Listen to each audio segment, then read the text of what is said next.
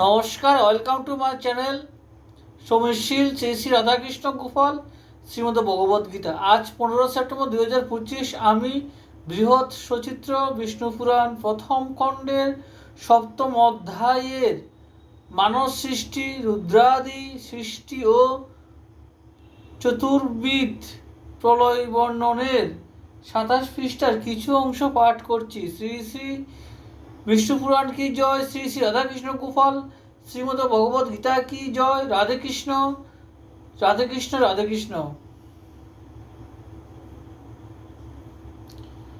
স্থাবরান্ত ক্ষেত্রজ্ঞেরা তাহার শরীরে জন্মিয়া আছে, এই কথা বলেছি তোমারে। ত্রৈগুণ্য বিষয়স্থিত দেবাদি নিকর জন্মিয়া আছে, এইরূপ ওহে মুনিবর